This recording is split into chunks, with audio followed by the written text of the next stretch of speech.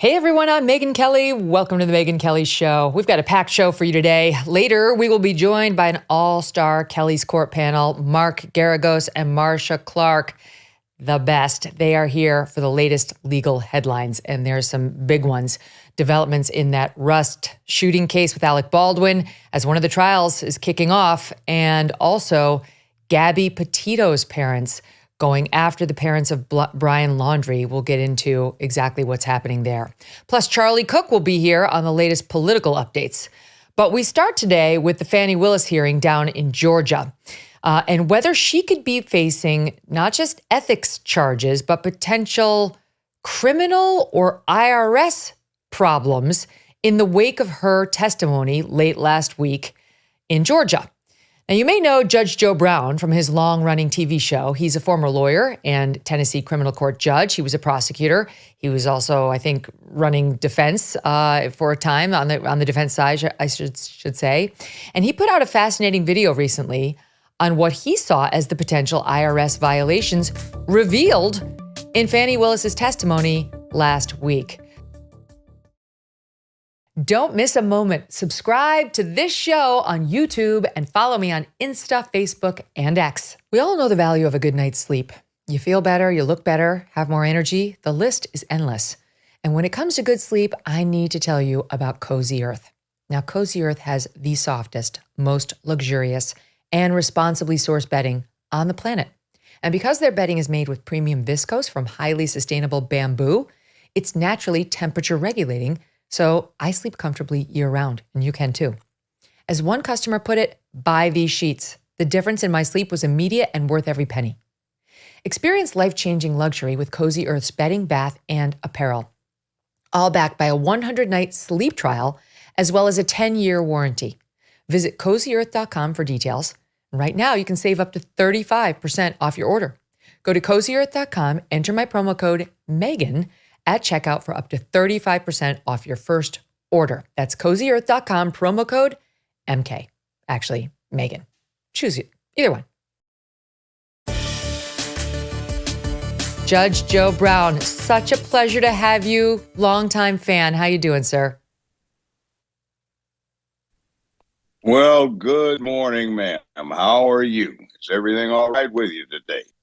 Everything's great with me. I think it's great with you, too. I don't think it's that great with Fani Willis, however, who not only offered up what seemed to me like a bunch of cockamamie nonsense on how she allegedly reimbursed all these expenses in cash, but may have opened up a hornet's nest of ethical and even legal problems for herself. I'll tell you this, Judge, I want to get into your thoughts on what you said on your show the other day because I thought it was interesting.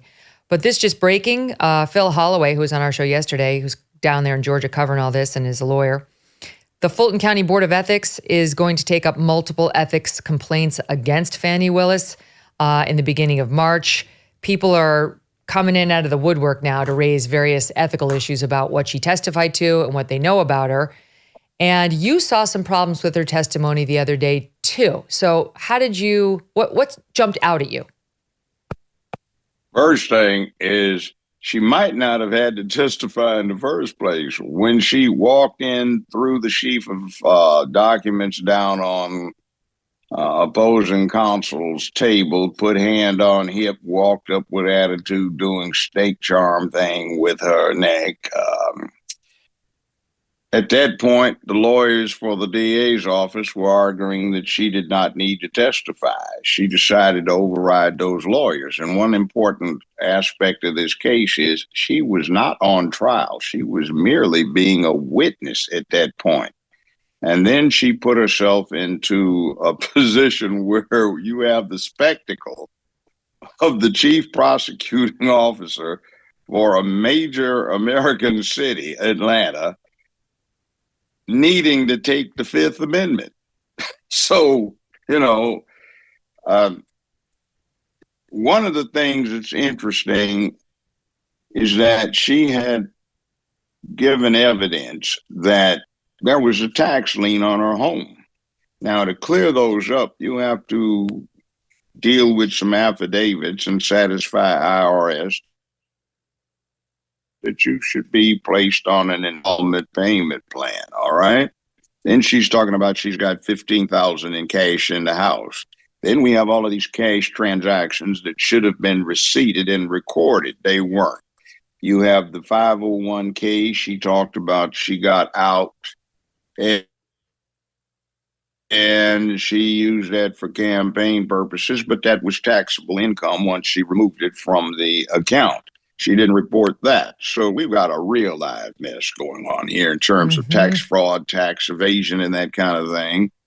We've got a specter of money laundering here that raises itself. We have a number of issues that she brought out. Nobody had developed them before, that actually, ironically, put her under the spotlight that comes from the Georgia RICO statutes that she's proceeding against Mr. Trump under. So my, you get on the stand and you were prosecuting somebody and you blurt out stuff that under oath, recorded, everybody looking, it makes you look like you need to be prosecuted for the same statute. Now, on the thing that people are getting sidetracked on, well, she had this affair, it just happened, they ran into each other on the job. No, she had this affair going before he got brought in as a special prosecutor. Well, it really doesn't make any difference, because if she was dealing with him before he got appointed, she should have approached the judge in camera and advised him of his or her ethical conflict.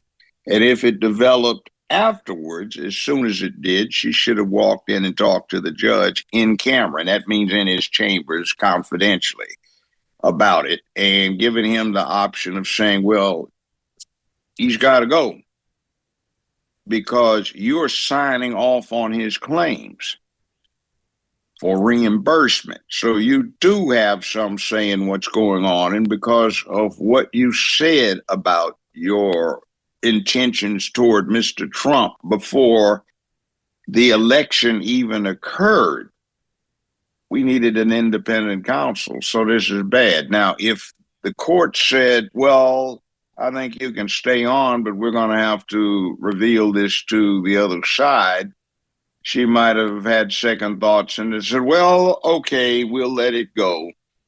And some other DA's office can come in and go through all of the changes relative to this case.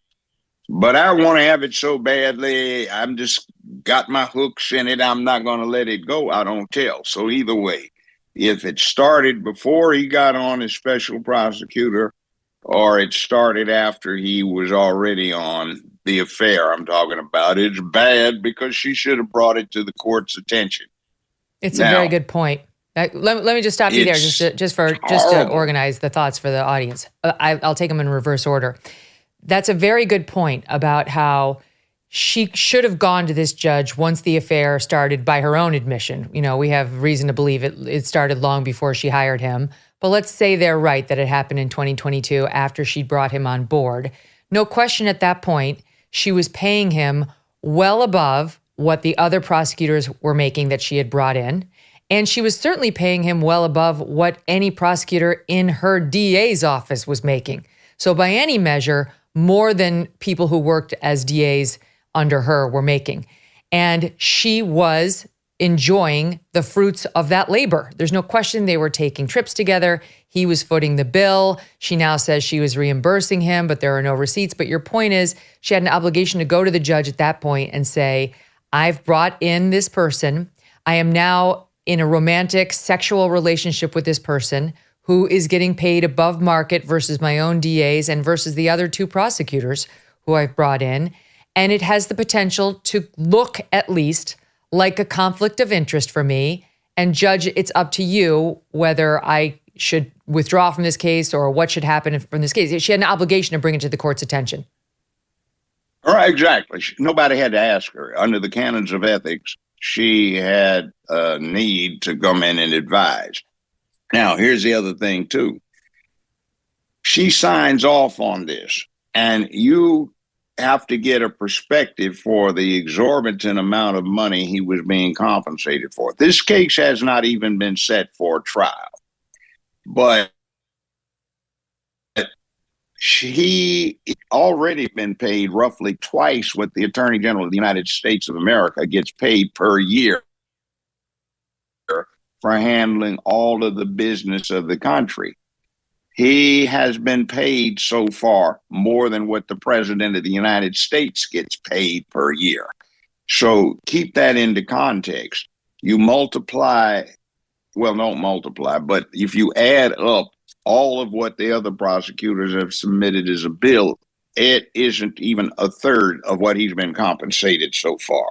And this thing has not even had any hearings on it, in essence, that are of significance. So we've got a potentially enormous bill that the state of Georgia, the county of Fulton, that means Atlanta, the people that live there are going to have to foot, because look, out of the same fund, you have to pay other attorneys who've been appointed when there's a conflict, and say the public defender's office cannot be appointed.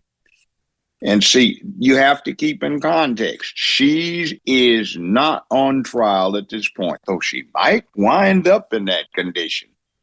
But this is a hearing to determine whether or not the Fulton County DA's office is removed from the case and another office is appointed. Now, the practical matter that everybody in America is concerned with is this going to go to trial or be set for trial before the election or after the election? If before, then you tie up a candidate who is the favored candidate for a lot of people in this country, and you disrupt his ability to campaign, which is kind of out there. Somebody, New York here, another New York, somebody, Florida, is trying to get into, oh, wowee whoopee, I'm going to take over for the country and save it.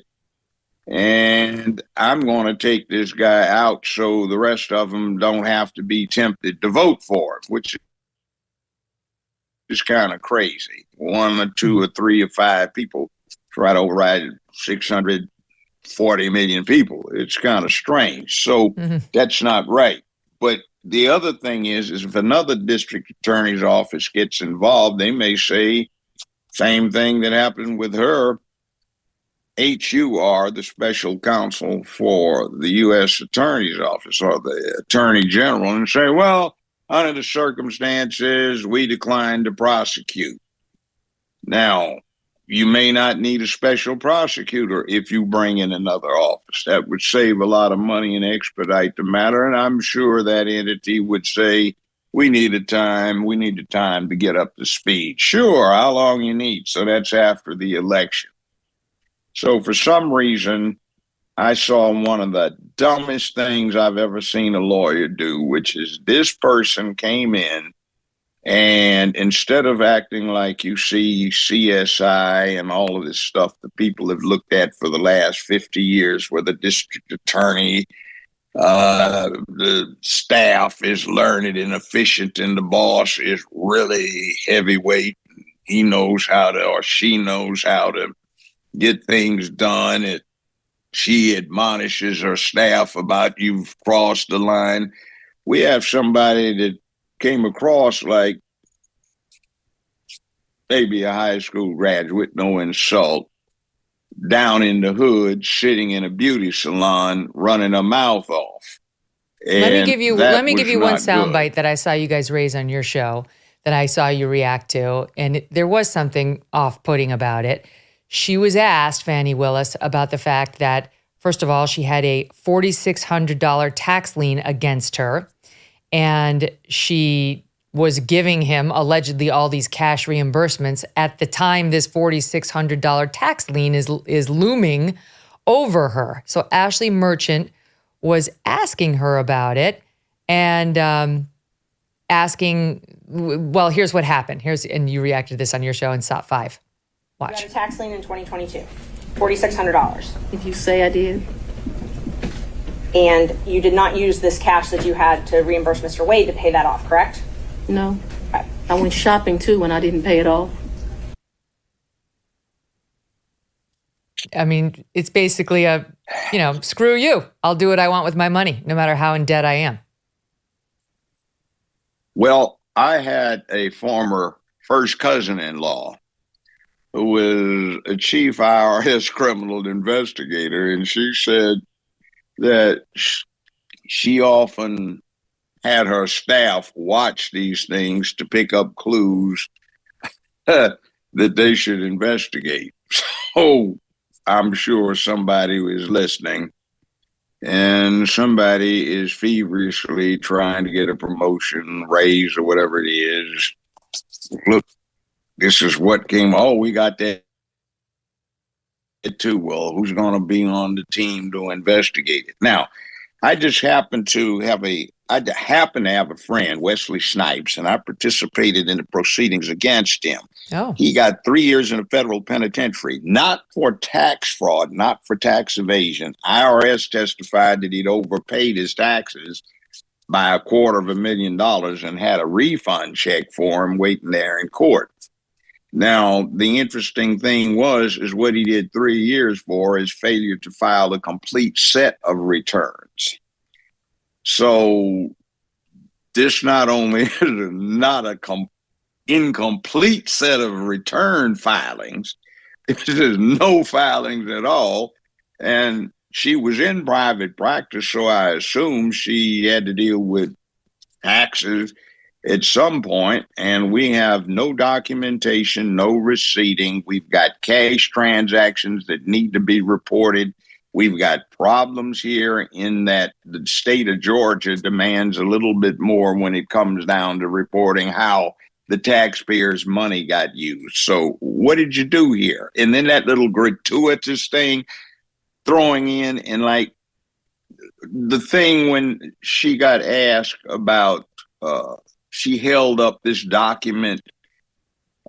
She was waving it around, and she started talking about what she had to say, and she's not a Southern gentleman like Mr. Wade. And why do you throw this in?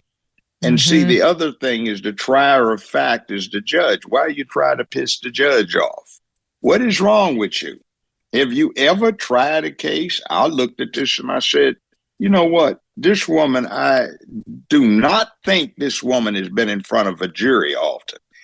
And when I tried criminal cases as a defense lawyer, and I think I had 42 first-degree murder cases where death penalty was demanded, where I was lead counsel on. Wow. And a bunch more other than that. And I had several thousand trials in my career. And I ran into some fine lady lawyers, at least 5 of them that I dealt with or I mentored or who practiced in front of me when I was a judge, or now judges. There's at least one lady, fine lady, that is on the Sixth Circuit Court of Appeals. I'm her mentor. By the way, I thought she would have made an excellent nomination for the Supreme Court. And another somebody I'm aware of, a fine lady lawyer, been around for a while, is on the Second Circuit Court of Appeals in D.C. She should have been nominated. They are excellent trial lawyers. They would not have done this. But there's a certain select small number that do this, and you could always beat them because they would put their egos in this. And instead of trying the case, they would try to beat you. So the strategy and tactic is during the trial, you let them try to beat up on you. And then at the end, ladies and gentlemen of the jury, the prosecution had the obligation of proving their case beyond a reasonable doubt and to a moral certainty. However, what you saw was opposition from the prosecution was trying to beat defense counsel. So she tried to jump counsel, that's me, and put on a good show, but she forgot to try her case. And you'd walk your client and they'd be, how'd you do that? Because you were fool enough to try and make it a personal thing between me and you, and I hardly know you. There's another example of that. That's just hearing you describe it is so familiar now, having watched it for 2 days. That's exactly what was happening. Here's another soundbite in which she's got this sort of Oh, who do you think you are to Ashley Merchant, who was trying to pin her down on these this tax lien and all the alleged cash she was doling out while she was almost $5,000 in debt to the government? Watch here in soundbite 4. No, but you were saying that you had amounts of cash. You still had that lien in 2022 when you were dating Wade and going on these trips. So the cash that you gave him, that could have been used to pay this tax lien off? You gonna tell me how to pay my I'm gonna bills? object. This is not relevant as it relates to why we're here today. Ms. Merchant, are you trying to establish that she was insolvent in some way? I definitely was trying to establish that she did not have these mass amounts of cash that she's talking about, yes. You saw it there, right, Judge? You going to tell me how to pay my bills? Also, the judge and the counsel that was questioning her missed one thing. It's relevant to testing her credibility, too. Right. We saw that repeatedly. And you were picking up on, the cash thing and whether this could potentially create problems for her legally. But how? Because I think it looks like money laundering, to tell the truth. Well, to And explain that, because I think a lot of us don't believe it. But if it's true and she had all this cash that she was giving him, how is it potentially unlawful? Well, in other words, what happens is she's testified to $4,500, $2,450, but we don't have receipts. We don't have any idea how much. So what I've found is that when there are large amounts of money that need to be laundered, a lot of times you will sit there and get in the idea that we will have some showing and not all of it. But you see, she put her foot in her mouth by doing what she did because it opened the door. She didn't have to say that. See, the deal is if she kept her mouth shut, he's got the money. We don't necessarily know what he's done with the money. It got approved. He can do with it what he wants. IRS may want its taxes. The state may want its taxes. Business income subject to taxation. She tells us she gave it to him as a gratuity. She tried to cover it by saying, I'm proving to him that I don't need to be paid for. Well, what about the DJ in your house you're paying for? And what about Wade? And you're trying to do what? Buy your sex? Like somebody posted on X an interesting comment. It was the trick paying her gigolo. So that looks bad all the way around when you get yourself in that mess. Well, I agree it looks bad, but I can see potential other charges, but I don't see, you're allowed to give gifts. You can give, I don't remember what the number is in the IRS. But you have to what, you get like $15,000? Report them. Yeah, you got to report them over a certain amount. And see, the question then becomes, did he claim them as income and he would owe taxes on them? Mm-hmm. So what happens is now you've implicated him. And by the way, she gratuitously attempted to throw him under the bus quite a few times. But you notice during his testimony, he was saying, I do not recall that, or I don't remember that, or so that's like you get when you have an experienced, well-coached witness and you've got an organized crime case that you're trying or defending as a lawyer, or you're prosecuting, or you're sitting as judge presiding over. Now, what you saw there is a case where the judge is in the hot seat because everybody in America is paying attention to it. I was there. I was the last judge on the James Earl Ray matter. In other words, did James Earl Ray actually kill Martin Luther King? And considering that he never confessed, he just entered a plea saying, I didn't do it, but it's in my best interest to do so. Everybody was paying attention, and that was back in the mid-'90s. So I know what it is to sit on a hot seat where everybody in the country is looking at you and having to dot all the I's and cross all the T's.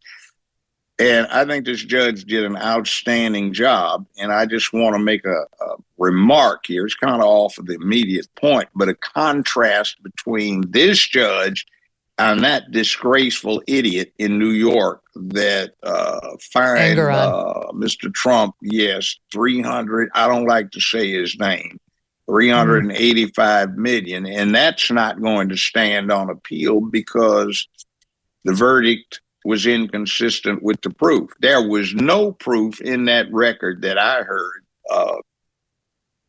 that showed any kind of fraud. It's like I write you a check, you take it to the bank and cash it, and somebody comes in later and says, I wrote you a bad check. And you say, no, he didn't. I cashed it. Yes, he did. Well, under oath, I got my money. I presented the check. It cleared. And then the judge who's trying it, not a jury, saying, I find that this woman got a bad check. Well, where's the proof of the bad check? Right. I'm not complaining. Evaluating Millargo, the golf course, at $18 million and claiming the amount that was stipulated by Mr. Trump was excessive. Well, hell, they have houses around that golf course that cost $18 million. So right. He's doing the very same thing he accuses Trump of doing in the reverse. He says Trump overvalued and misstated the size, for example, of his New York City apartment in saying, I have a bunch of assets worth a bunch of money. But then the judge, in response, undervalued all of Trump's assets, like Mar-a-Lago, which is this sprawling, beautiful, spectacular waterfront estate, which he says is worth $18 million. I take your point. Let me just back up, because I do want to talk about I had crimes. Property myself worth $18 million. And, you know, yeah, and I'm sure it's not a sprawling golf course difference in Palm Beach. No. Okay, let me look. We looked up two things. From me. There's tax fraud. That potentially could be at play here. All income, according to we checked with a financial and tax expert, all income must be reported to the IRS from whatever source derived. And a kickback is illegal income that would also have to be reported. A kickback is a type of bribery. It's an illegal payment intended as compensation for preferential treatment. Could be money, could be a gift, could be anything of value. So the implication here is that she received kickbacks from Nathan Wade, payments intended as compensation for the preferential treatment he got by getting this high value position with her. The kickback to her was something of value, these trips, the gifts, and so on.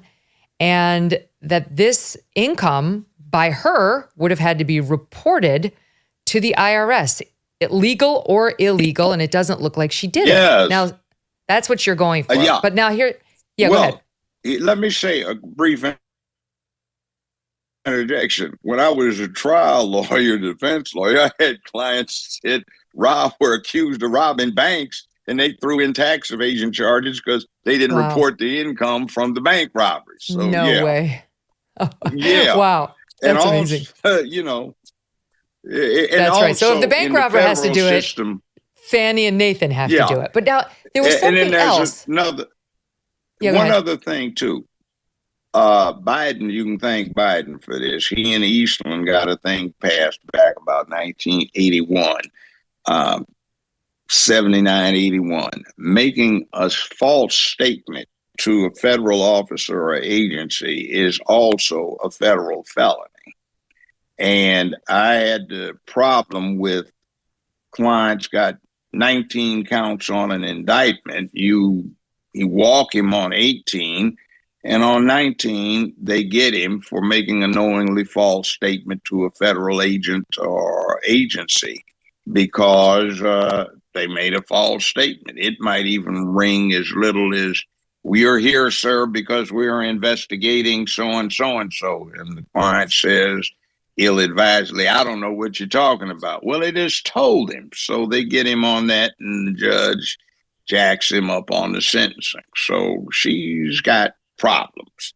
And this, by the way, again, is a method. It's complicated, but people used to launder money. Right, which is when you... And see, there's a spectacle here. Where did all this money come from? Was it the DNC providing her with money or an incentive to go after Mr. Trump since he said, campaigned on, I'm going to get him. Sitting president, he's still in office, and you're campaigning for DA, I'm going to get him. He hasn't even been involved with Election Day, November 2020, for any of this to happen. So, it's kind of interesting because, this is the other thing. I've been a prosecutor.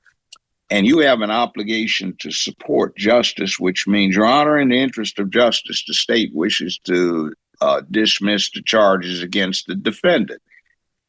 When you're predisposed up front, that's like Beria, chief of police for Joe Stalin, secret police, said, find me an individual and I'll find a crime. Mm. Just for the audience, money laundering is basically they ask whether you engaged in a transaction in an effort to hide the source of those funds. Typically, when I practiced law, I did a couple of these cases with the mob, and they would create like a beauty parlor or a funeral home.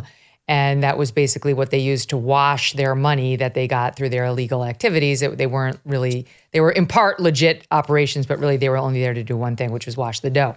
All right, there's one other thing about Fani. Two other questions, actually, I want to go into with you. One was, Counselor, go ahead. She gets up there and she starts talking about how she was so broke. She had run, prior to winning the role of DA, she had run for this judgeship and she lost. And she talked about how she had loaned her own campaign $50,000 and then she lost, and her campaign allegedly paid back $8,000 of that loan to her, but that would have left her in the hole. So this was only in late 2018, almost 2019, which is 3 years before she allegedly has wads of cash, thousands and thousands sitting in her home. So we don't know where did that come from? Because you just told us you were almost $50,000 in debt to your old campaign. And now on top of that, Judge, there is an article out today talking about how, this is the Georgia Star News, about how she did not comply, allegedly, with her reporting obligations on either one of those loans she made to her campaign. One for $19,000, she was late in reporting it, and then one for $30,000, which it appears, according to this piece, she has never reported at all. And yet she received a campaign repayment for $8,500.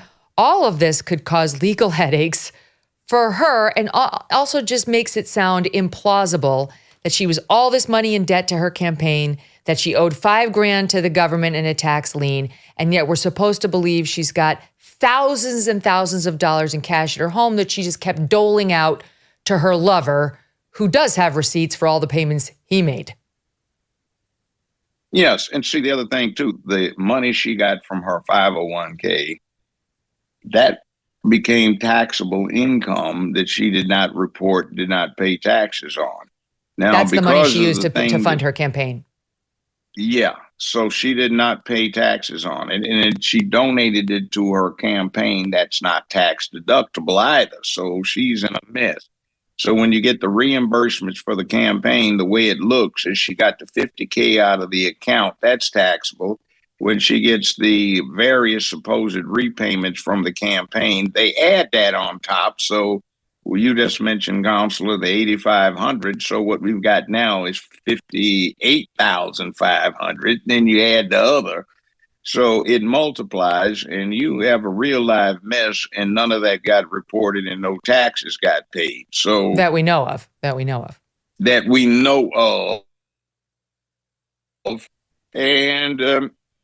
how do we know this? She told us. Dumbest moves. Yeah, one of the dumbest dumb crook moves I have seen in a long time. And in 50 years of doing this, since I got out of UCLA, where Mr. Floyd, Attorney Floyd, went, I have seen few stunts this dumb. He's one of the other special prosecutors.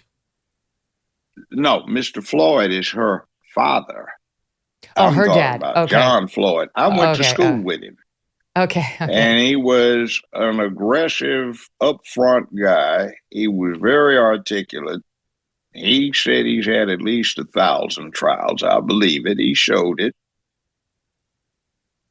But he couldn't help her because she's got a big mouth. And she is that kind of witness where it's like, give you an example. I had a client. He was a mechanic for a trucking firm, and we had proved his injury, and we had everything going. We looked like we were going to get $500,000 out of this thing. And any further questions? The judge asked. I said, no, sir. And defense representing the company said, no, sir. And the judge said, sir, you may step down. This fool stands up, takes one step, says, oh, yeah, I guess I forgot to tell everybody I got hurt before this happened. Oh, boy. God, what did you just do? You didn't even tell me about that. Where did you open your mouth? Silence is gold. This is why you started off by saying she should have taken the Fifth Amendment on some of these things and not felt the need to shoot her mouth off because she was getting herself in trouble. And see, she lied to the court on multiple occasions. She's inconsistent, and what she lies about is a lie, or it's not. And if it's not a lie, she's still in trouble, because if she's telling the truth, she did not realize apparently what kind of hole she was putting her in. Mm-hmm. And if she was lying, she was telling the truth, but she contradicted herself.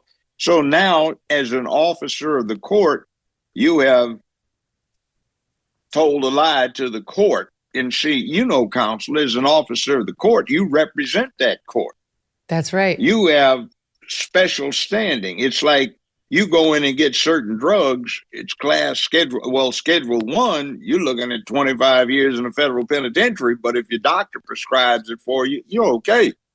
So it's like this with lawyers. You have a public trust factor. And then I did not mention this, but the worst part of this is, remember this phrase, the appearance of an impropriety. Yeah. In other words, as a lawyer, as a prosecutor, you're not just held to account for doing something wrong. You are forbidden to give the appearance that you have, even if you didn't.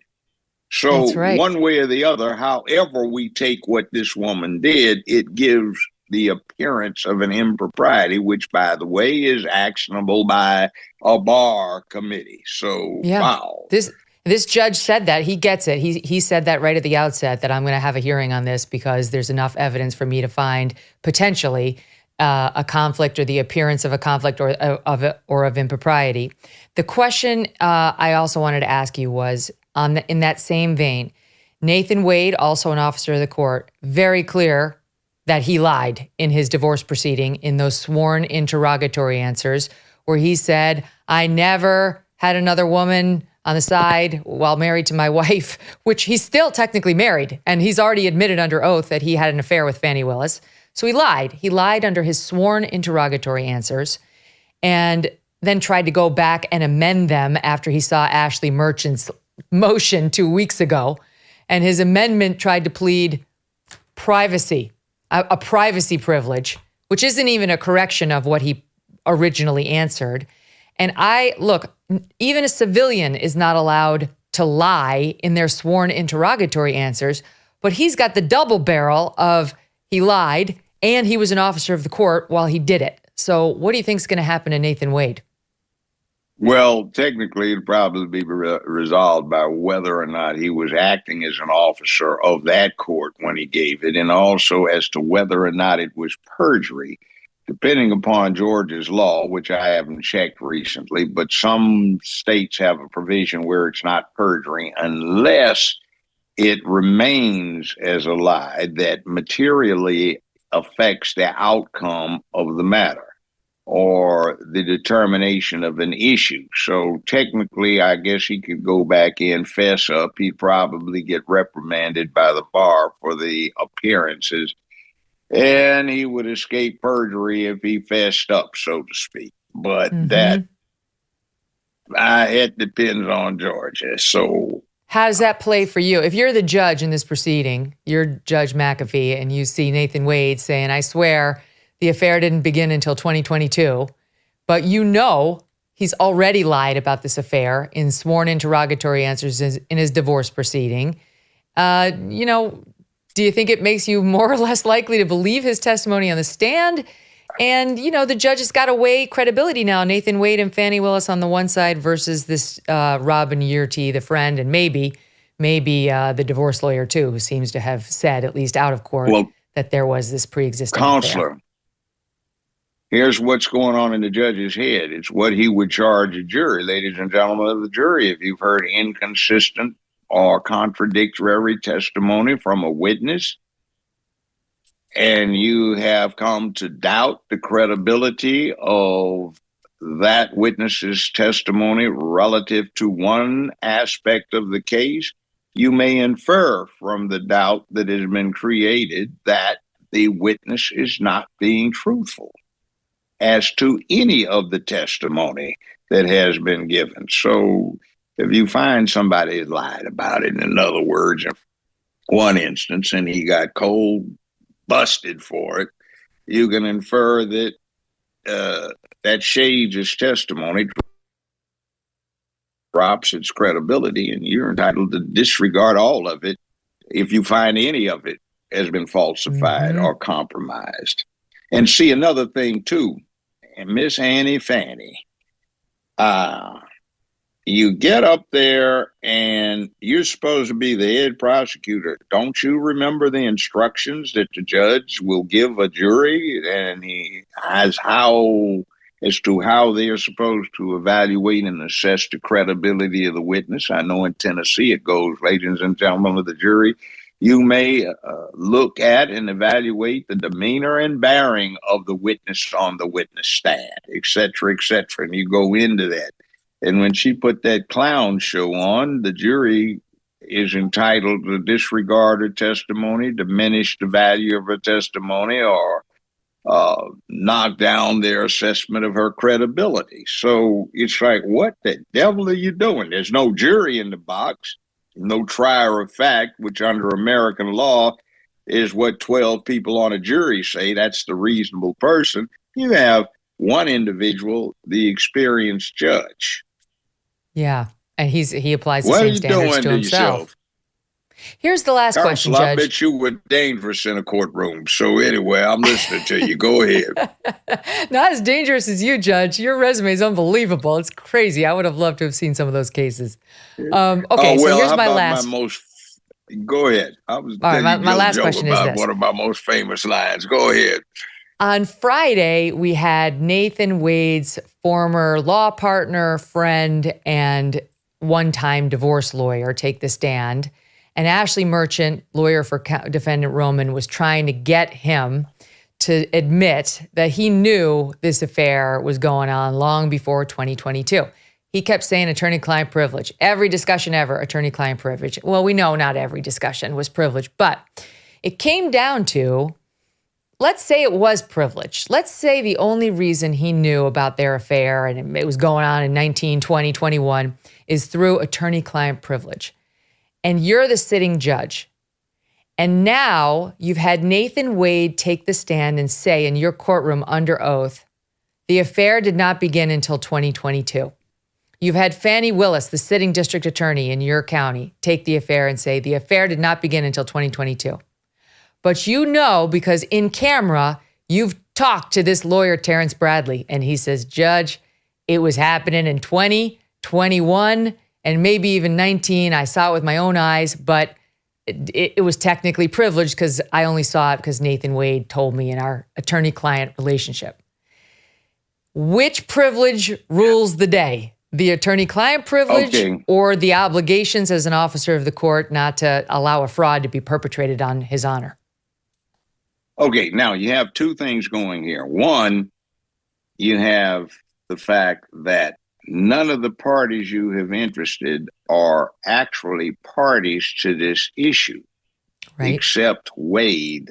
But nobody is on trial. It's a civil matter. It's an administrative motion. Should they be removed? Now, Fani Willis is a witness. The law partner is a witness. Wade is an interested party, but he hasn't been charged with anything. Nobody's asking for money damages, and he's not facing any penal sanction. He's a witness, and you can call witnesses in a civil matter, even if they have an interest in the outcome, they still have to testify.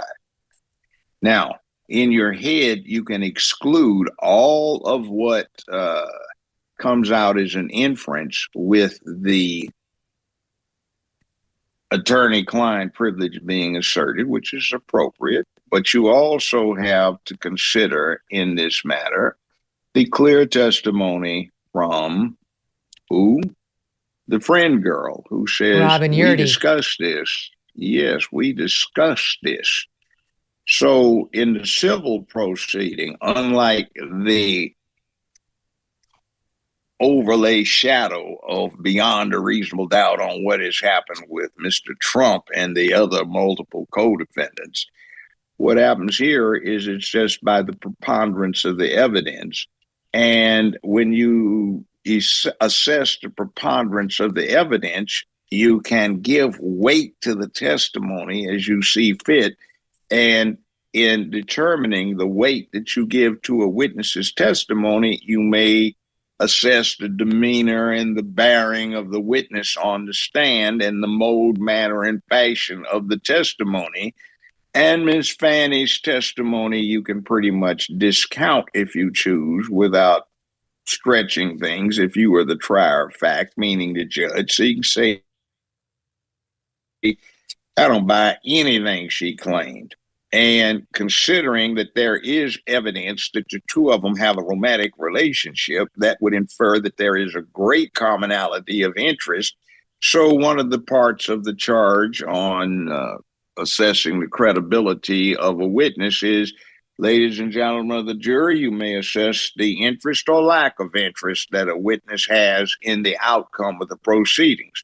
So the judge can properly, just like if he was a jury and hadn't heard any of this attorney-client privilege recitation and anything back in chambers, they would be entitled to say, Wade and Willis have a commonality of interest in the outcome of this. He's made $650,000, $695,000, $700,000, and it hasn't even been set to trial. She's gotten a piece of this action, so we can discount their credibility. So the one person that's not been impeached is the friend girl. So that would be the principal evidence the judge or the jury could rely upon.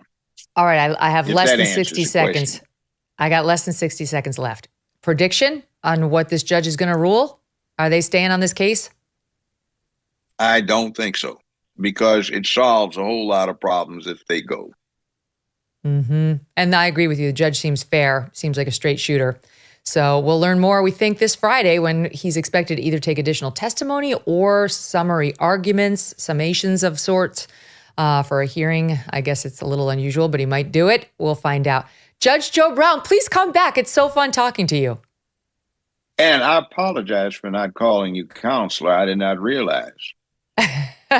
Well, I moved on to greener pastures, as I know you did too. And but I remember my 10 years as a lawyer fondly. Once a lawyer, always a lawyer. You have the training in your head. Thank you, Judge. All the best. To be continued. What a pleasure. What a treat. Okay, coming up, Charlie Cooke and then Kelly's Court. Back into the courtroom. Debt. You can go to bed thinking about it and you can wake up thinking about it too. Here's the truth. The system traps you in debt. High interest credit cards and loans make it nearly impossible to pay off your debt. You know this. And insane inflation keeps you stuck, paycheck to paycheck, while you see the debt mount. Done with Debt can be your lifeline. Done with Debt has an ingenious new strategy to help erase your debt faster and easier than you ever thought possible. Done with Debt analyzes all the debt options you qualify for. They know how to reduce bills. They know how to cut interest rates. Their skilled staff of negotiators know how to get debt out of your life permanently without bankruptcy and without a loan. Done with Debt are experts in strategizing for eliminating debt. Okay, this is what they know how to do. But you need to hurry because some debt solutions are time sensitive. Here's how easy they're going to make it on you. Go to donewithdebt.com. Donewithdebt.com. So simple and easy to remember, but you got to do it. Donewithdebt.com. Whether you have 3 minutes in the morning or 30 minutes, you can keep your face wrinkle-free. Introducing Gen 90, the new instant wrinkle treatment from Genucel. Gen 90 can reduce the appearance of wrinkles anywhere you use it. Around the eyes, the forehead, the crow's feet, the laugh lines, the chin, and it can start working in seconds. Gen 90 technology is luxurious, nourishing, and silky smooth. And best of all, it starts working right away. There is a reason why Genucel has more customer loyalty than other skincare brands. And now you also get Genucel XV, the collagen builder moisturizer with vitamin C and for stunning results every day. On sale right now at Genucel.com and included in the bestseller package. All right, so give Gen 90 a try and start making your fine lines and wrinkles disappear. Order now at Genucel.com/MK60. That's GENUCEL.com/MK60 and get a free beauty box and a deep firming serum while supplies last. Plus free shipping on top of all that. Genucel.com/MK60. 2024 is a totally unique political year, from the Fani Willis case against Trump to his various other legal woes. And today, the family of President Biden is facing a series of headlines about their own actions as the president's brother heads to Capitol Hill for a deposition, and attorneys for his son Hunter seek to dismiss the tax charges against him. Joining me now, Charles C.W. Cooke, senior writer for National Review and host of the Charles C.W. Cooke podcast. Charles, great to have you back on the show. So you would think that with all of his family members enmeshed in various pay-to-play scandals, corruption scandals involving the Biden name, the president would be in a near panic with 39 or 38% approval ratings. And it appears you would be right if you thought that, because what is he doing today? One of your very favorite things, Charles. This is one of your very favorite things.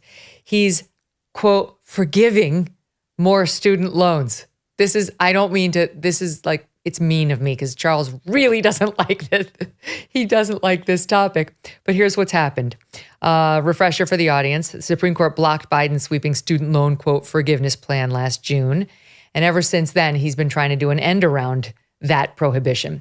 He's canceled debt, quote unquote, for almost 3.9 million borrowers, totaling about $138 billion in relief. We're supposed to believe that has no consequence. He just waved it away with his magic wand. So good on them, and woe is the rest of us who, the losers who paid their debt.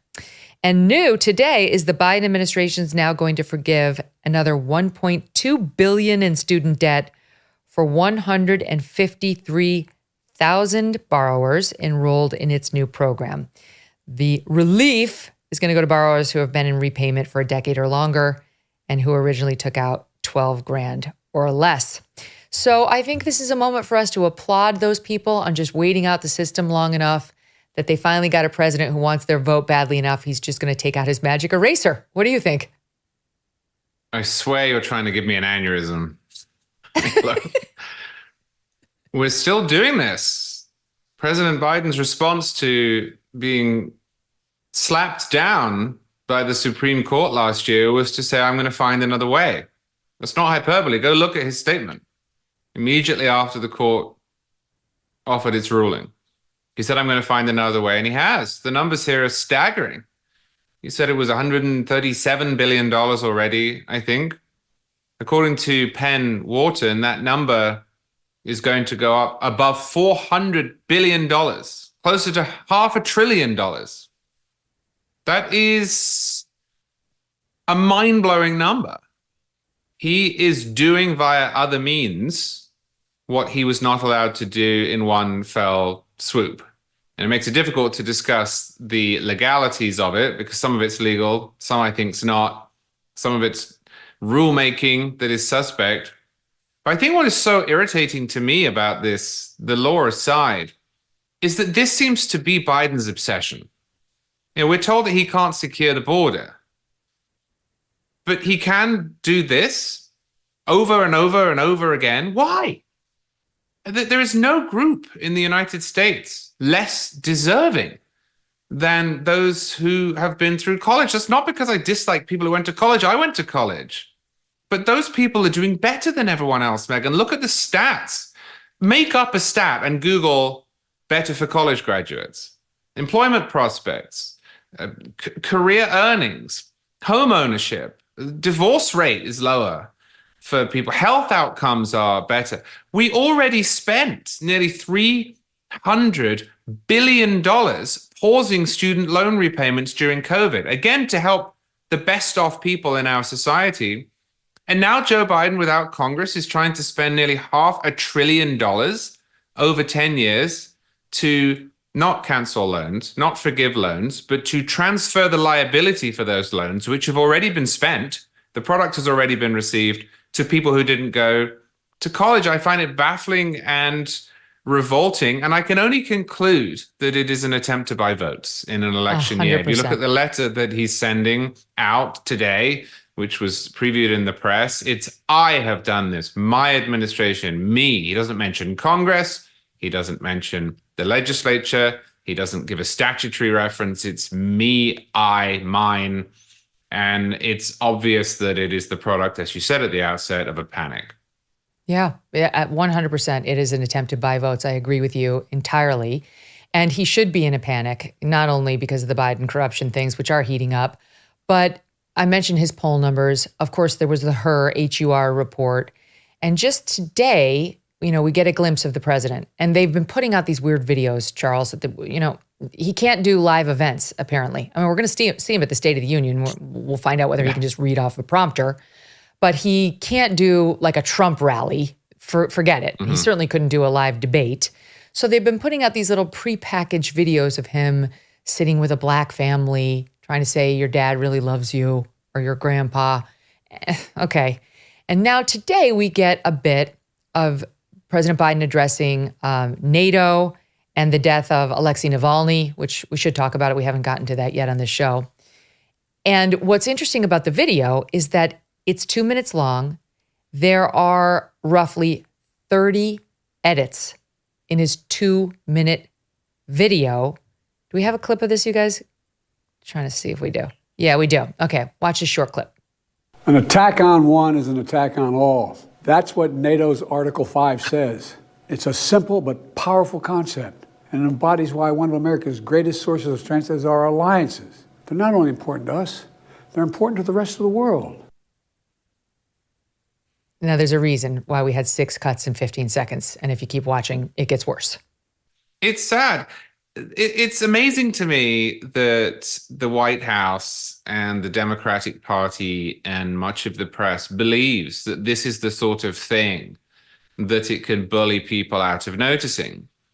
The last number I saw was 86% of Americans think that Biden is too old to be president again.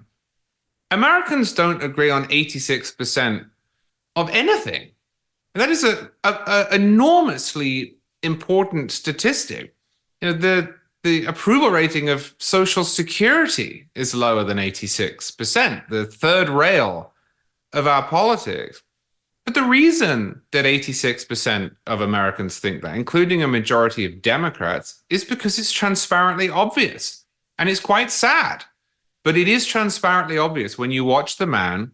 He is not like any president that I have ever seen. He's not like any world leader, for that matter, that I have ever seen speak in public. This is uncharted territory. And this is what it's like now, let alone what it would be like by 2028, 29, if he were to get a second term and then survive it. And I don't say that flippantly. The majority of Americans, I think maybe 65, 66%, don't think he would survive a second term, either because he would die or because he wouldn't be able to finish the job. We're just not used to this as a country.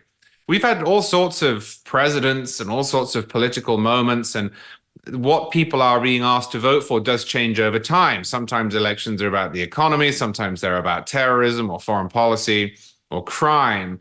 But we've actually not, since at least 1944, when Franklin Roosevelt ran for his fourth term, had a president whom a large proportion of the country worried might not make it. And of course, Roosevelt did actually die in 1945. It's quite difficult to tell how worried Americans were because we were in the middle of a world war. There was a great deal of goodwill for Roosevelt. He'd been president for a long time. Polling wasn't particularly good. The press was much more able to cover up his condition and so on. But people were worried. If you go back, you will find news coverage of it. This is uncharted waters. I've never seen anything like it. The highest percentage of Americans who thought that a president was not able to do the job because he was too old, or at least a candidate, was Bob Dole in 1996. That was about 25%, 1 in 4. 86%? Well, yeah, because look at the guy. Mm-hmm. And it's only going one direction. That's the thing. I've talked about this before, but when John McCain was running, he called himself a maverick. And one of the criticisms of John McCain was that he was too old. And it might have been Stephen Colbert. I can't remember. It was one of those late night hosts, but they said, he really is a maverick. He gets criticized for being too old. And what does he do? He keeps aging.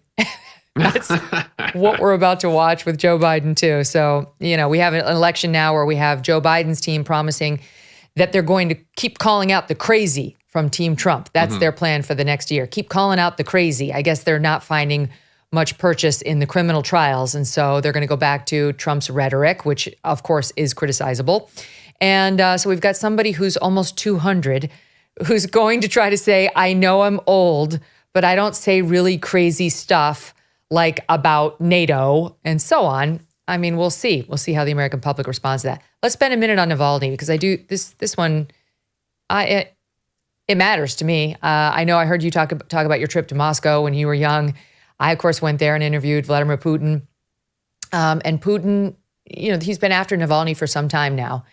He was poisoned a few years ago. He was an opposition leader. He's one of the few very, very brave men to challenge Putin in Russia and had quite a coalition of followers. He was poisoned. He went back to Russia willingly, knowing that they were going to put him in prison, which they did. And now suddenly at age 47, he winds up dead mysteriously. Sudden death syndrome.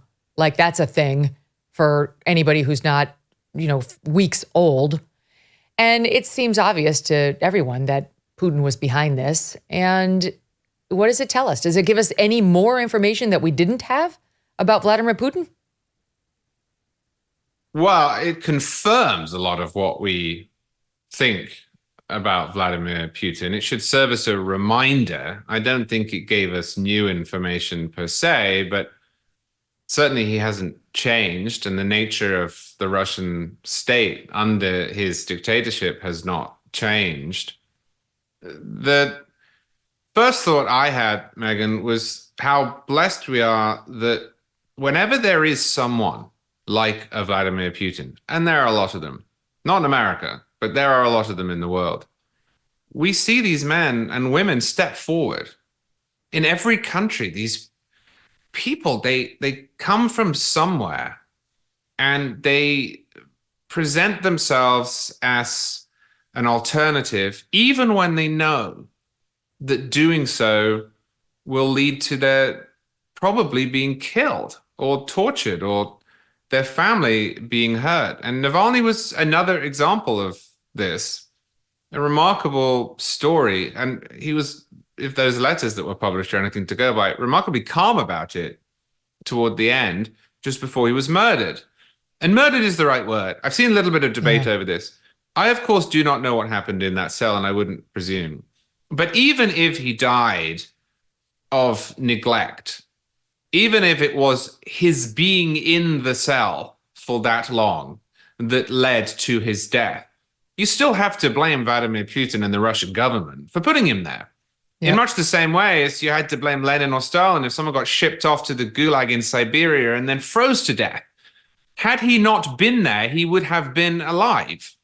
So whether or not he was actively killed a few days ago, or whether this was the indirect result of his having been put in that jail for a long time and treated badly, he was killed for his opposition. And it is appalling. And anyone in the United States or elsewhere who wonders, well, maybe Vladimir Putin is not so bad, needs to recognize this, that this is a tyranny.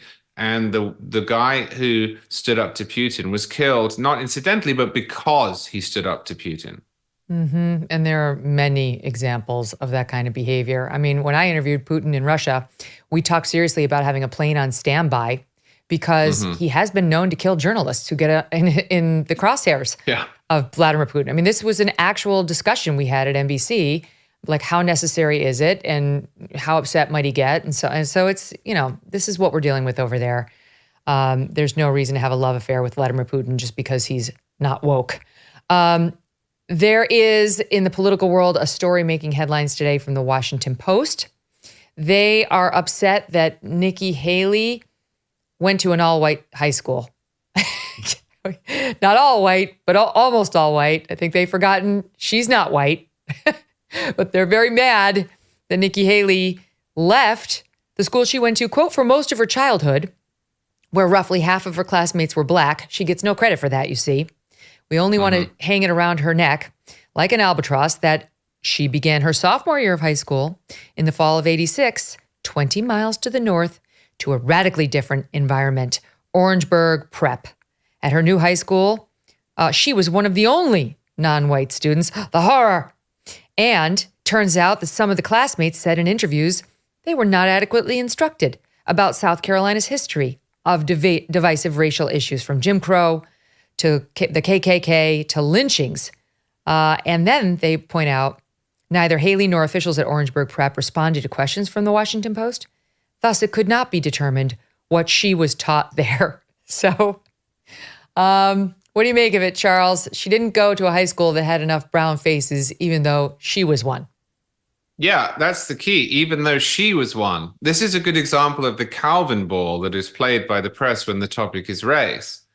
If Nikki Haley were a Democrat, the very fact that she had gone to an all-white school as a non-white person would have been the story. And it would have shown us something brave and admirable about her, that she managed despite being outnumbered. And we would have sympathetic talk about how she didn't look around and see anyone who looked like her. There wasn't adequate representation, but she learned a great deal and became the woman that she now is. Likewise, this idea that the school didn't have good enough education about South Carolina's history, and that this in some way works against Nikki Haley is weird.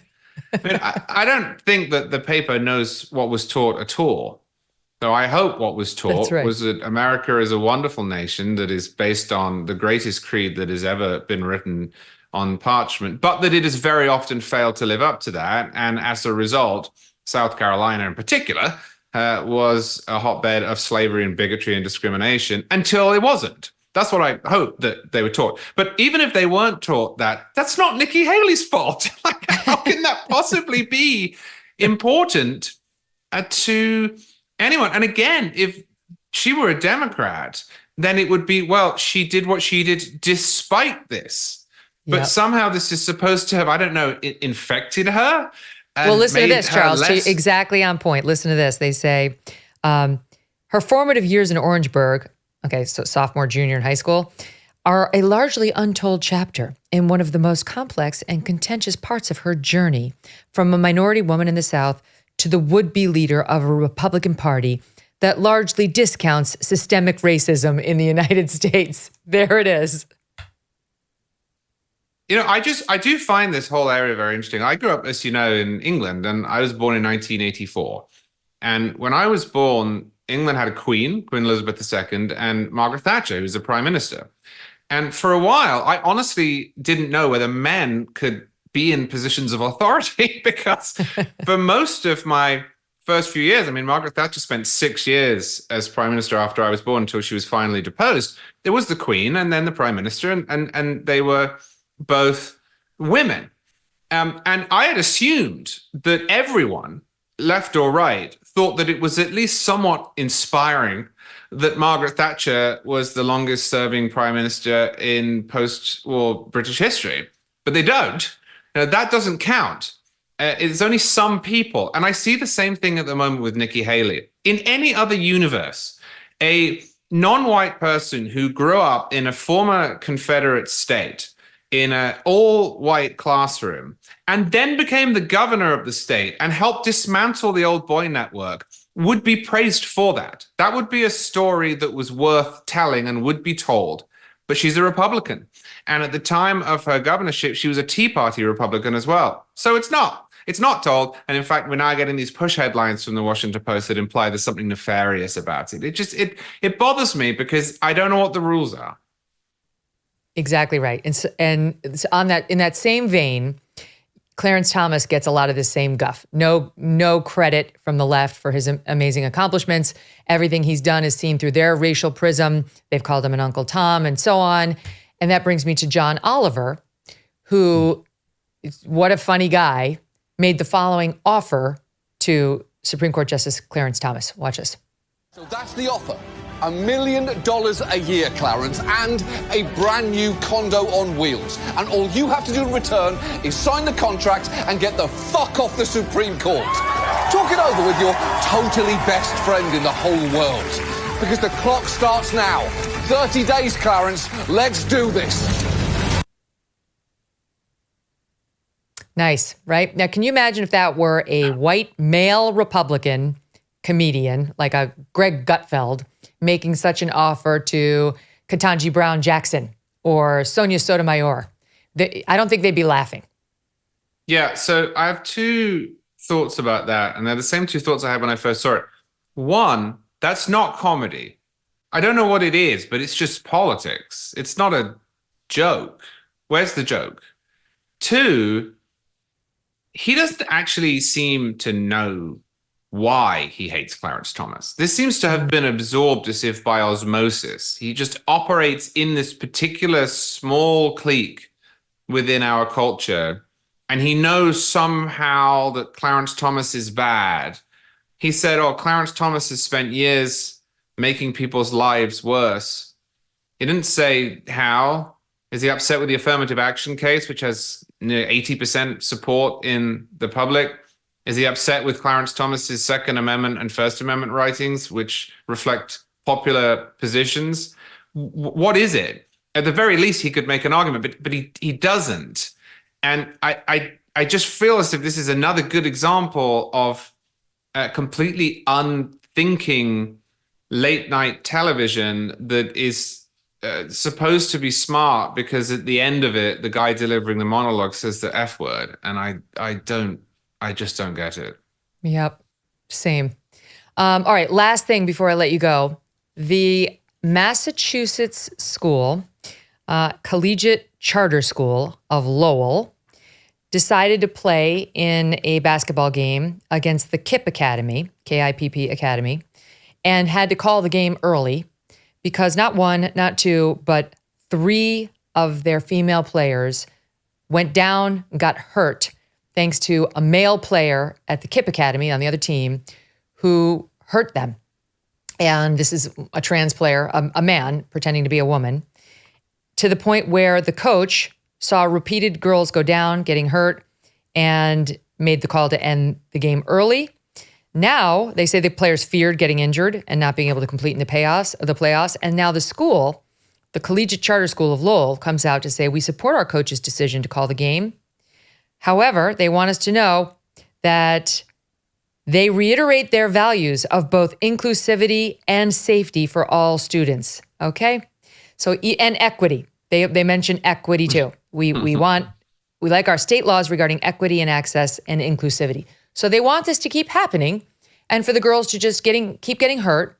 And when I guess you have 3 to end the game, so the girls will not know the feeling of victory. They will only know the feeling of injury because equity and inclusivity is what's important to them. And not safety, which is the other word they mentioned, which is in direct conflict with those other 2 values. I mean, look, this is a perfect example of when ideology that at its inception is abstract and intellectual meets reality. When people started saying a few years ago in newspapers look, men can become women and women can become men, and there are no real differences between the sexes, and those who think otherwise are bigots. It was easy. You just sit down in front of your computer and you type it out, and then you email it, and then it goes up online. The problem is it's not true. And it is obviously not true when you start playing sports according to that principle, because men are on average stronger than women. Someone is going to die. We've now seen this in a bunch of sports. We've seen this in lacrosse. We've seen it in soccer. We've seen it here in basketball, in volleyball. We're going to eventually push this so far that someone is going to die. And there is obviously a line, I don't know where it is or when it will happen, beyond which we cannot put women in a game with men. For example, if you put women into an NFL game, they would die. Yep. I'm waiting for this, not with any hope whatsoever. I'm waiting for this, watching through my fingers, because it is so stressful and bizarre.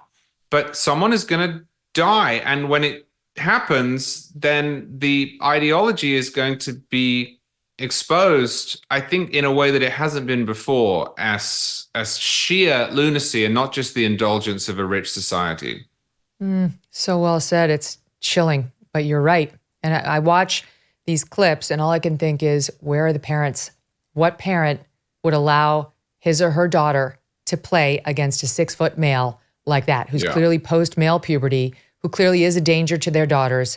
Is your desire to be seen as inclusive and pro-equity greater than your desire to protect your child? You're more worried about taking barbs from your community members for not being woke than you are about your own daughter's well-being. Something's wrong with your priorities. I don't know. I don't understand these parents, Charles. They need to be shamed and called out repeatedly because they are part of the problem. Yeah. And I have a friend whose daughter is a superb athlete. And I think about this with her. I mean, I don't know if she'll go on and be a collegiate athlete, but she is a fantastic athlete within women's sports. But obviously, if you put a 6'3" guy in, he would really hurt her. And I don't actually personally know anyone who thinks that isn't true. That's the other part of this. It's like, I don't know the parents you're talking about. I don't know the schools or the school boards or the coaches that we're discussing here. I've actually never met, this is unusual because I have lots of friends who are sort of left-leaning, and I know so many people who disagree with me on this or that or have completely different politics. But on this one, I don't actually know anyone in my personal life who thinks it is a good idea to put men up against women in these sports. And I want to know where they come from. Like, are they bred in a laboratory? Well, you know what's happened is quietly these trans activists have gotten the laws changed in state after state to require this kind of thing. And they're working on changing it right now, changing Title IX, and Joe Biden's going along with it. And so when people weren't paying attention, they made this basically mandatory. And without activist parents to push back and say, we don't care what you did when we weren't paying attention during COVID, we're paying attention now. And we don't care that the law says you have to play. Our daughter doesn't have to play against you. And we will walk, and the whole team will walk.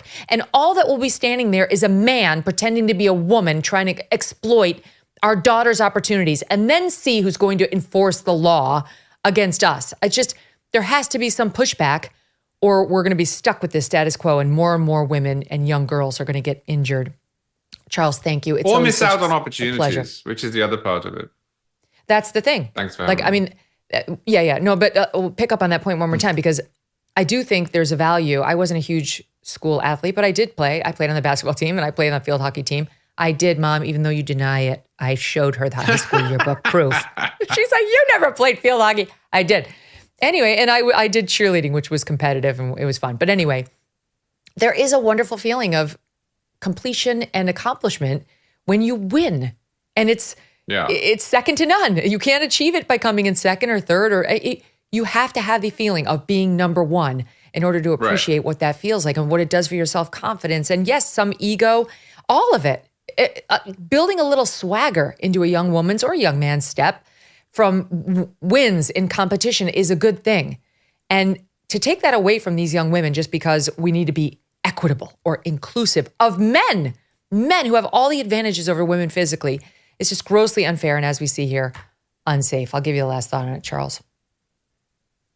I can't really improve on that. As you say, it's not just about physical danger. It's about taking away people's ability to do the best that they can. And this is what we saw with Leah Thomas, the swimming debacle. It's not particularly dangerous to swim against a man, but if you are a woman, it's quite difficult. And there are people right now who should have had gold trophies and should have been recorded for posterity as the best swimmer of their class, who are not, because a man who was in his own realm, number 400th in the country, decided that he would enter their competitions and he started winning. And that there's a cost to that. It's not just physical. Honestly, if this came to my school, I think I'd storm the court. I really think even if it weren't my child, I'd just run out there like a streaker, you know. You'll come with me. We'll do it together. We'll give him something to look Absolutely. at. Great to see you, my friend. All right. Thanks for having me. All right. Coming up next, what a show today. We've got our Kelly's Court All-Stars, Marcia Clark and Mark Geragos, and some big updates in some big cases, including, as I mentioned at the top, Gabby Petito's parents suing the parents of her boyfriend and murderer. And also one of the cases in that Rusk on-set shooting involving Alec Baldwin goes to trial. Jury selection today. We'll tell you what's happening. Discover a holistic wellness solution with Bon Charge, a brand dedicated to optimizing every aspect of your life.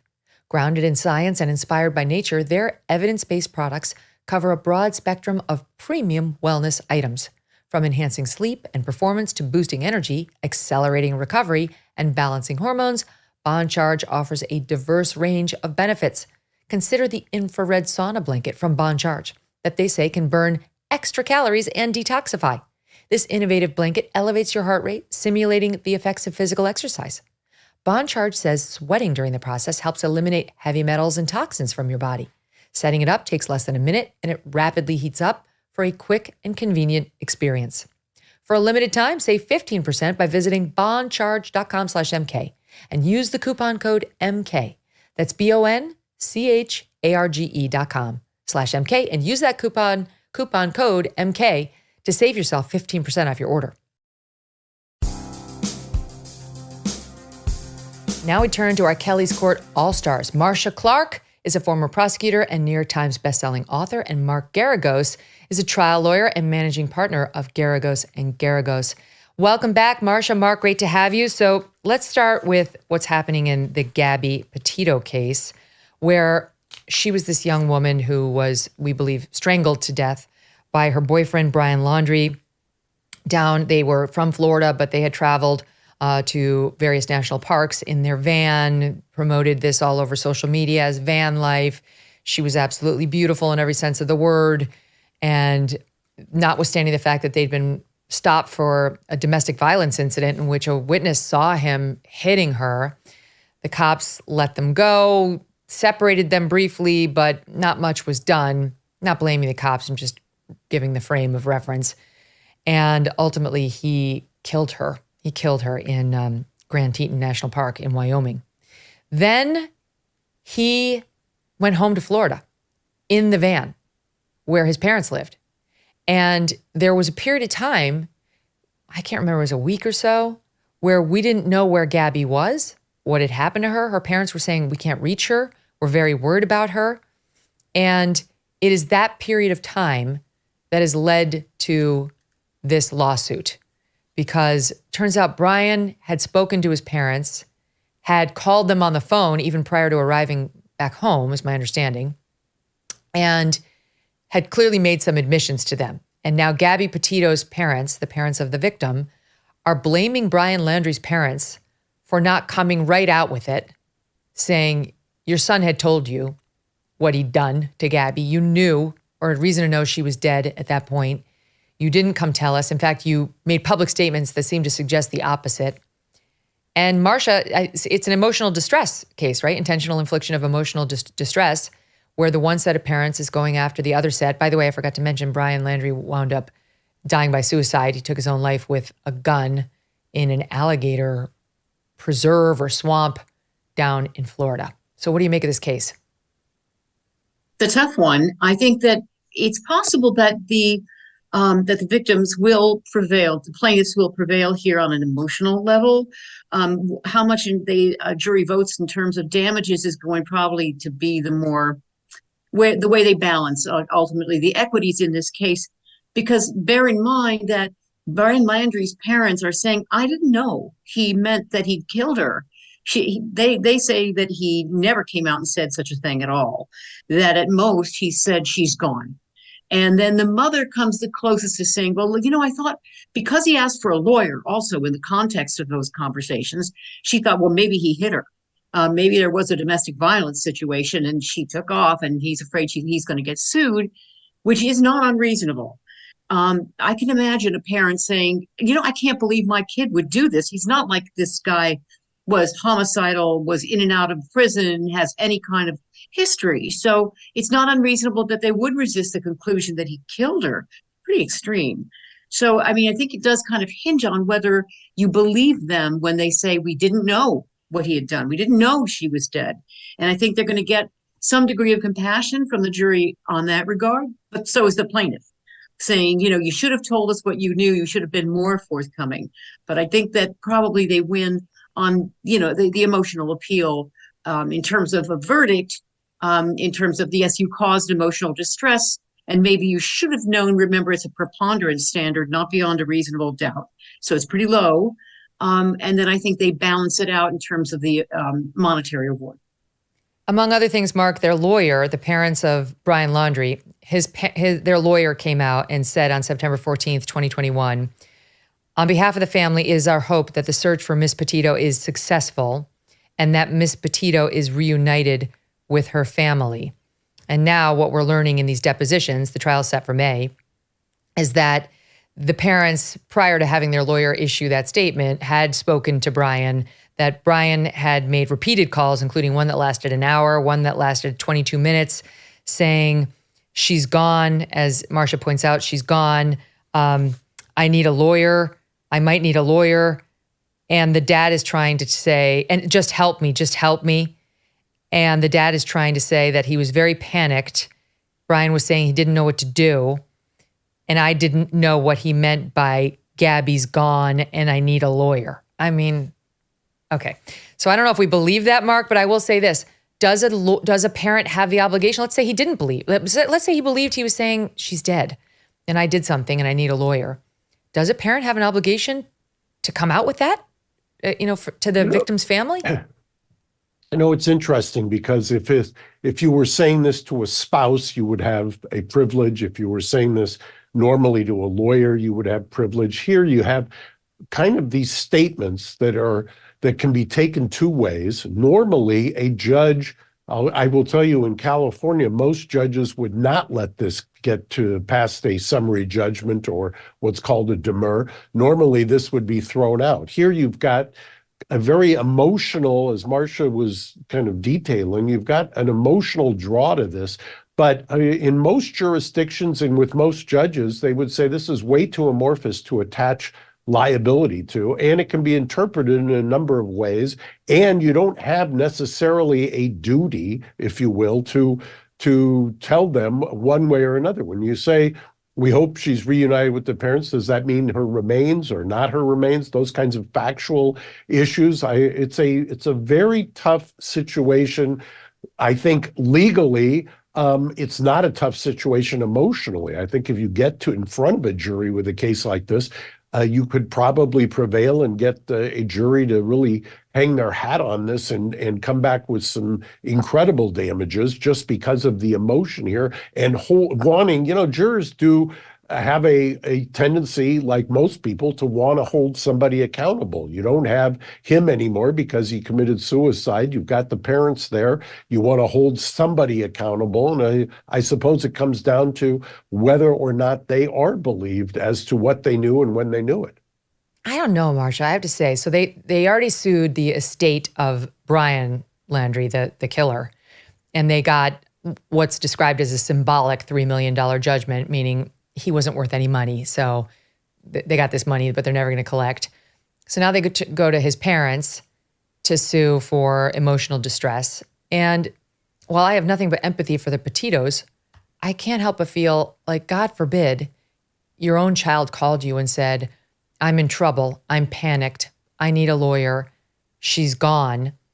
I think I'd want to help my child. I think I'd be scared. I hate to say this, and God forbid, but like, are we really going to make parents financially responsible for not turning in their kids, or like going to the cops with it, or going to the victim's parents who they did know? I get all that.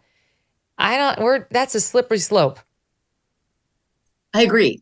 And the problem is, for example, let me just give you another example of how the parents could be held liable is if they knew their son was violent towards this woman, they provide him with a gun. And then you say, okay, wait a minute, what do you think happens next? 1 + 1 = 2. But that's not the situation here. This is a situation where, as I said before, this kid has no prior, the deceased had no prior record that we know of violence. That yes, there was a recent report of domestic violence between them. That doesn't necessarily mean that he, when he calls to say she's gone and we had a fight or whatever, that he killed her.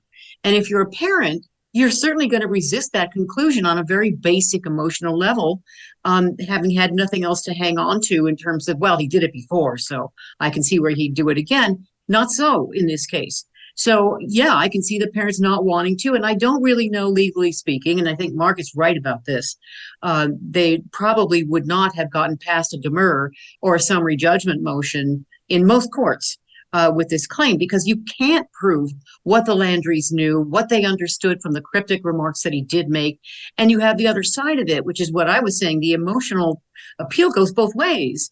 And a parent is going to say, I don't want to turn in my kid when I don't really know what happened. I'm going to go say arrest him for murder when I don't really have a confession per se. I think a natural reaction of a parent is to say, I'll help you. Tell me what you need. And that's what they did do. He said he needed a lawyer. They got one. And they didn't seem to be deliberately hiding anything so much as unclear on exactly what was going on. So I think it's a very tough case for a jury to sort through because of the dueling emotional appeals on both sides. I know, because these parents, of course, I realize their son was a murderer, but they loved him. They lost him too. They have suffered. It wasn't their fault that Brian committed this murder any more than it's the fault of any parent when their child does something terrible. I don't think the whole case makes me uncomfortable. I don't see it. I have to be honest. I don't see a liability for the Laundrie parents in this case. Okay, let's talk about Rust. This movie that Alec Baldwin was making when he shot cinematographer Helena Hutchins. He pointed the gun. He denies that he actually pulled the trigger. He was shooting a scene. He did not expect the gun to be loaded. I think we can give him all that, but there's still a question about whether he was criminally negligent in handling it and pointing it at her. And we believe pressing the trigger, though he, again, denies that. This is the trial of the armorer, Hannah Gutierrez-Reed, who she's gone first now as a criminal defendant. And it's underway today. They're picking the jury. And they're going to say, Marcia, that she had an obligation to make damn sure there were no live rounds on that set. Never mind one in the gun next to the dummy rounds that was handed to Baldwin. So how do you like the chances the prosecution has against her? And how do you think this is going to affect Baldwin, who comes second? He comes after her. Right. So that's really important. This order is going to make a big, big difference. And it's a big score for Alec Baldwin. He gets to see how the case plays out. He gets to see how the witnesses, who are going to be some of the same witnesses called in his trial, how they play to the jury. Where are the weak spots? Where are the strong spots? Those lawyers for Alec Baldwin, I promise you, are going to be either in court or watching the footage, if it is telecast, avidly, taking notes constantly and consulting with each other about what to hit, what points to miss, exactly how to structure their case. So they're getting to go to school on her trial. Mm-hmm. Now, in terms of how it plays out against her, it depends on how her defense lawyers are able to show others were involved. Others could have basically set her up for the fall by putting the live rounds without her knowing about it on set or in the gun. It seems unlikely that they would prevail this way because she's the armorer. It is her ultimate duty to make sure that any firearms are properly maintained and kept on set. And so it would be her duty also to check and make sure that no live rounds are there. So no matter who might have slipped in live rounds, and I don't believe anybody did it on purpose, but by accident, slipped in some live rounds. And then, of course, it comes down to how negligent was she in not catching that mistake? What I wonder is why any live rounds were even available, because you don't need them. If you think there's a big difference in the sound, then go put them, don't ever bring them to set, go shoot them somewhere else and see if you can really detect the difference in terms of the recording capabilities. But I don't see any reason why any live rounds should be there. So there are other people involved. That's where the defense for the armorer will go. They stuck them in there and I didn't have a chance to look. And by the way, she's going to suggest that the guy, Seth Kenney, who provided the rounds, he was supposed to give her the ammo. She's ultimately responsible for the guns and the ammo on set, but somebody's got to supply them. She says it was this guy. They're already pointing the finger at him, but he hasn't been charged. Yes. But the thing is, Mark, the prosecution, I guess, is going to start arguing that she was boozing, quoting here from the New York Post, and using marijuana and cocaine, including the night before Alec Baldwin fatally shot Hutchins. The judge in the case in New Mexico ruled that the special prosecutors can present text messages in which she alluded to drug use during her time off the set, but right around the time of the shooting. And even after the police interviewed her, there's a suggestion that she gave a friend a small white bag or a bag with a white substance, saying keep it safe, just hours after she was questioned. So they're going to try to paint her as, drugged up, irresponsible. There's an allegation she had live rounds in her hotel room. And, the jury probably will want someone to blame. This is not like the Laundrie parents. She actually did have some responsibility for this gun. Yeah, and you have somebody squarely who was supposed to be responsible. Your producer sent me something that I did not know, which was apparently the prosecution is also trying to not let her use her own name or the name that she's now calling herself, which I thought was interesting. I suspect that if I'm Alex Spiro or one of the Quinn Emanuel lawyers who's representing Baldwin, that you're going to be doing mock juries after every single witness and see how they play out and who they want to blame and what they're going to say.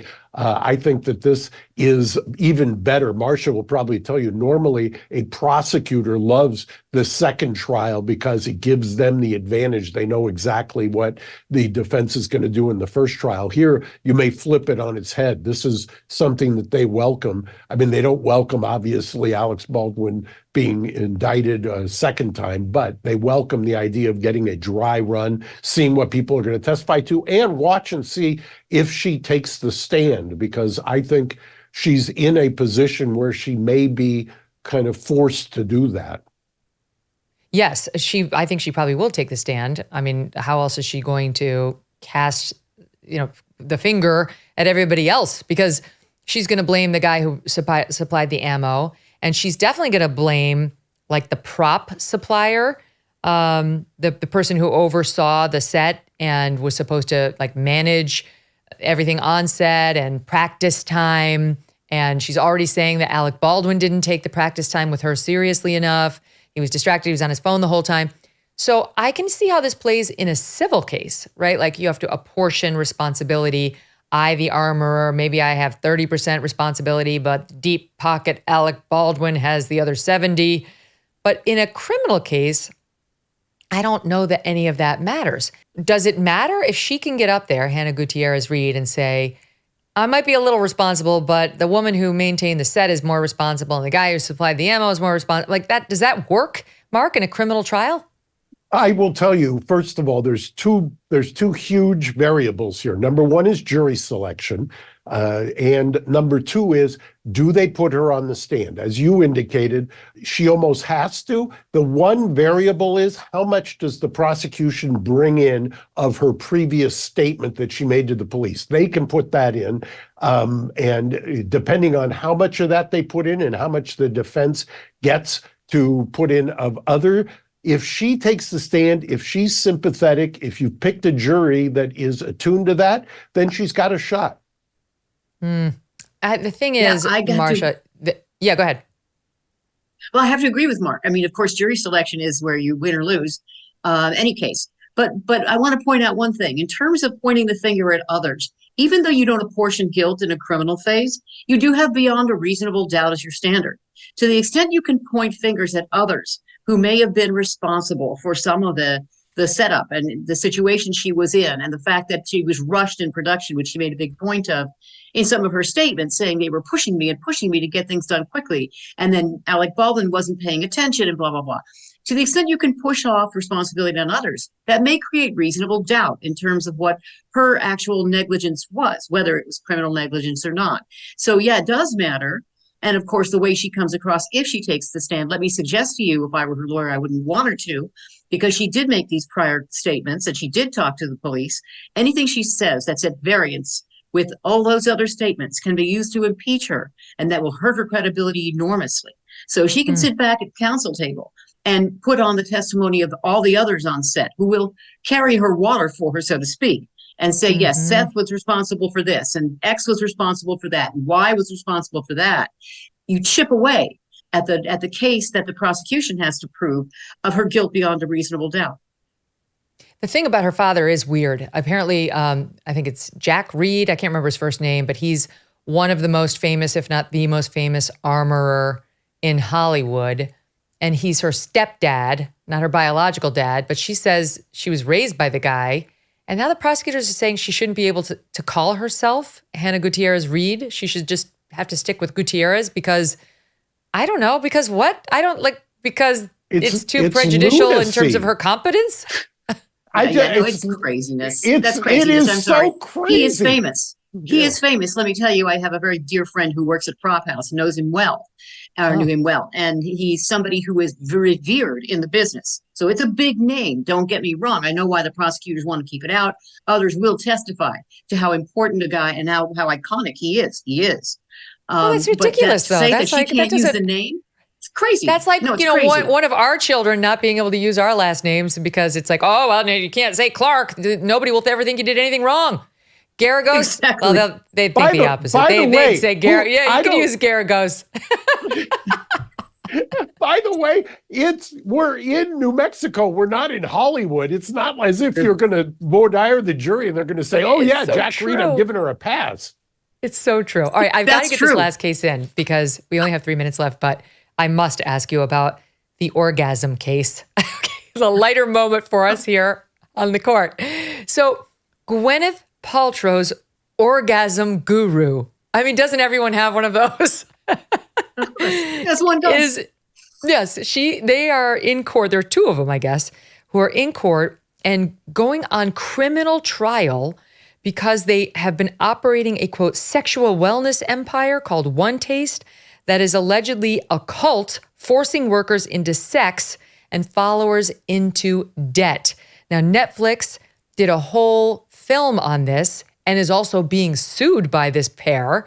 Here's a little bit from the trailer so the audience can get a flavor of what we're looking at here. We have a pleasure deficit disorder in this country. I think that there is a cure, and that cure is female orgasm. She really was a celebrity to me. I'd seen her TED Talk 30 times. One Taste was a fast-growing startup in the health and wellness and sexuality space. It was all about exploring orgasm, exploring pleasure. It went from utopia to a hellhole. People were getting hurt. People were getting hurt badly. Ex-members would describe something that might look at and think like, oh, you were being told to have sex with a customer in the hopes that that would pay money to the company. Okay, I don't mean to put the cart before the horse here, folks, but they say that by 2017, One Taste was promoting coaching courses and retreats for up to $60,000 a year, $36,000 for Didone. She's one of the defendants, Nicole Didone, personal teaching in stroking. Now, if you pay $36,000 for Nicole Didone to teach you how to stroke, isn't that a buyer beware, assumption of the risk type situation? How do you claim you've been criminally defrauded? Mark? Would you like to take that one? I will paraphrase Richard Pryor about cocaine. It's God's way of telling you got too much money. There is to have a PDO, which is a pleasure deficit disorder. I mean, really? That's where we're going? No, that's what you need is a new boyfriend. That's what you need. So what is this serious, Marcia? I mean, like forcing the employees to have sex? I mean, can that even happen? Like, there's also the option of quitting. How does this turn into a criminal case? This is an excellent question, Megyn. I do not have an excellent answer because exactly the option is there's a door. You know how to open it. Walk outside. I don't know. I don't know what they're going to say. It's more like a civil case, really, when you talk about it, because it's the employment discrimination and hostile work environment kind of stuff where you say, you know what, I was pressured to have sex or I was going to lose my job. Okay, I get that that's a civil claim. Don't see how they're going to prove a criminal case about this at all. And I do think that it is, I think Mark put it well, you do have too much money if you're spending it on this. Who doesn't have a pleasure deficit disorder? It's ridiculous. They say they boasted that OM, their method, was beyond tantra, sexuality in the post-New Age. They offered hands-on orgasm training courses for thousands of dollars. You can get that at the little massage parlors in Times Square for far cheaper. You do not have to pay $60,000 for this, you guys. Thank you. We'll continue to follow that one. We're sending you out to the trial for day-to-day dispatches. Yeah, we'll be right there, front and center, Megyn, and we'll be repeating your line that get a better boyfriend. See you, team. Thank you, Marcia and Mark. The greatest. And thanks to all of you for joining us today. What a show. Tomorrow, Ruthless. Maybe we'll ask them what they think about these lessons. See you then.